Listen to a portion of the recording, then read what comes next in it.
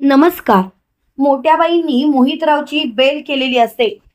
त्यावेळेला विंझे सरकार म्हणतात, वा सासूबाई वा, शेवटी तुम्हाला जे पाहिजे होतं तेच केलं. त्यावेळेला लगेच मोठ्याबाई म्हणतात, कोणाला भनक सुद्धा लागून दिली नाही. अहो, त्या भामट्याला तर मला बाहेर काढायचंच होतं, कारण तो भामट्या खूपच कामाचा आहे.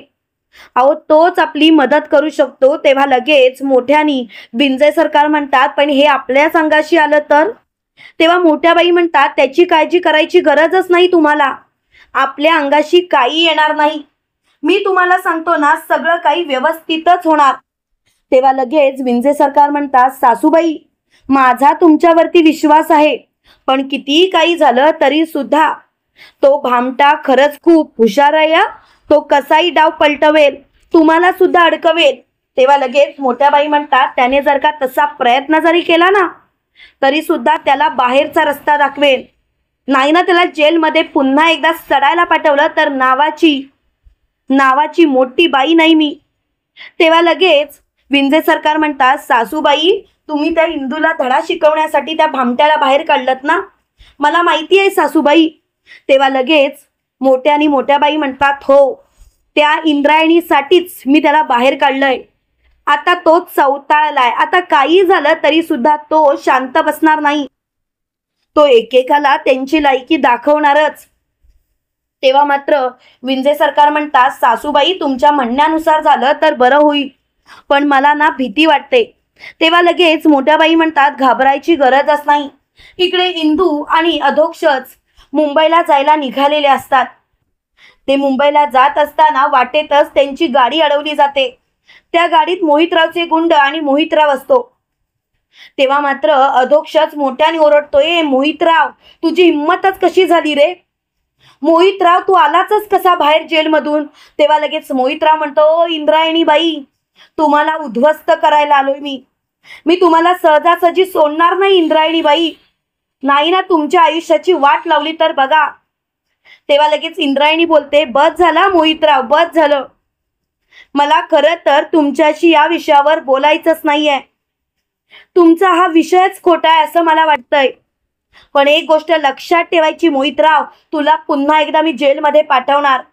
तेव्हा लगेच मोहितराव बोलते, शांतपणा करू नकोस, या मोहितरावच्या नादाला लागू नकोस हा, तुझी वाट लावीन मी. तेव्हा लगेच इंदू बोलते, बस झालं, आतापर्यंत खूप काही ऐकून घेतलं, पण आता नाही. आता तोंडातून एक जरी शब्द काढलास ना, तरी सुद्धा तुझी धिंड काढेन, धिंड.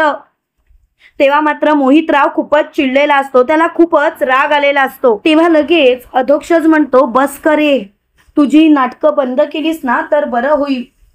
तेव्हा मात्र अधोक्षज खूपच चिडलेला असतो. त्याच वेळेला मोहितराव अधोक्षजची कॉलर पकडतो आणि म्हणतो, ए मोहित्या, आत्ताच्या आता इथून निघ. तेव्हा लगेच इंदू बोलते, मोहितराव, काय चाललंय तुझं? उगाचच माझ्या नवऱ्याला त्रास देऊ नको, सोड. त्यावेळेला अधोक्षज मोहितरावला जोरात ढकलून देतो.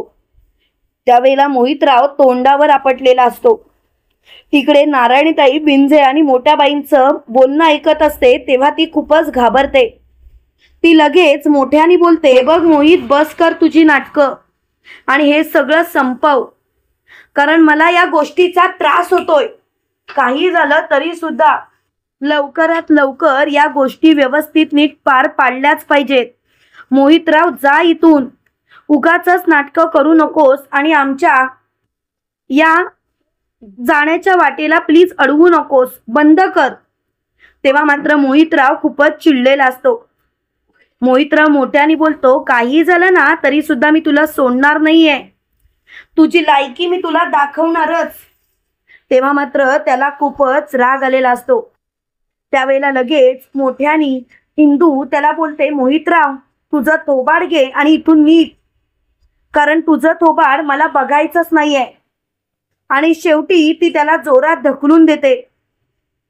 आणि त्याच वेळेला मात्र तिला खूपच राग आलेला असतो. ती खूपच चिडचिड करत असते. ती मोठ्याने बोलते, आता सगळं काही संपलं. मोहितराव, आता जर का तू वाटेला जरी आलास ना तरी तुझा जीव घेईल आणि तुला संपवेल. मग मात्र तू कधीच स्वतःला माफ करू शकणार नाहीस. आणि शेवटी ती तिथून निघूनच जाते. अधोक्षज आणि इंदू तिथून निघून गेलेले असतात.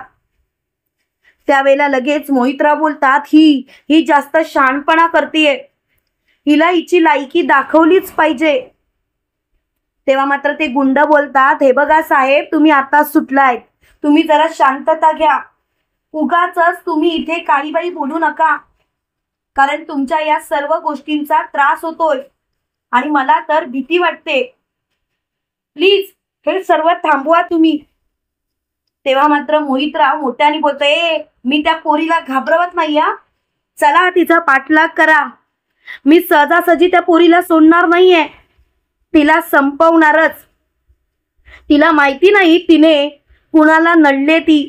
तेव्हा लगेच त्यातला एक गुंड बोलतो, साहेब साहेब स्वतःला शांत करा, नका असं करू. तेव्हा मात्र मोहितराव खूपच चिडलेला असतो.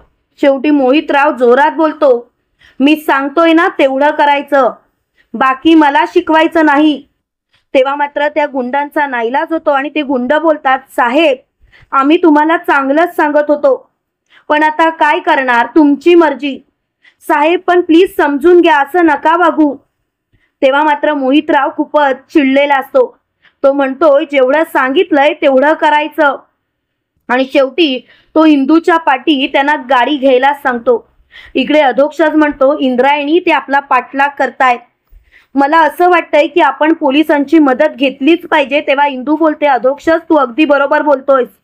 अधोक्षज एक काम कर, तू लवकरात लवकर पोलिसांना फोन कर. तेव्हा इंदूला अधोक्षज बोलतो, तू कर, मी ड्रायव्हिंग करतोय ना, तू कर पटकन. तेव्हा इंदू पोलिसांना फोन करते आणि घडलेला सगळा प्रकार सांगते. तेव्हा लगेच इन्स्पेक्टर साहेब बोलतात, तुम्ही काळजी करू नका, आमचे तिथे टीम पोहोचेल, तुम्हाला घाबरायची गरज नाही.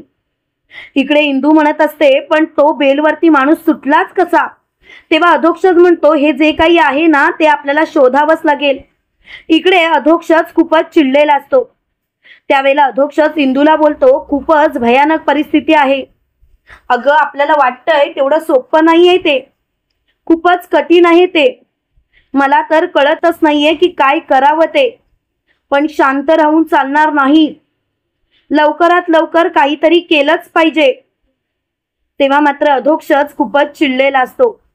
त्याच वेळेला इकडे नारायणीताई व्यंकू महाराजांच्या रूम मध्ये येते आणि व्यंकू महाराजांना बोलते, काका काका खूपच भयानक परिस्थिती आहे, काका काहीतरी करा, पण अधोक्षज आणि इंदूला वाचवा. तेव्हा व्यंकू महाराज म्हणतात, काय झालंय, तू सांगशील का, तू घाबरू नकोस, आम्ही आहोत ना तुझ्या सोबत.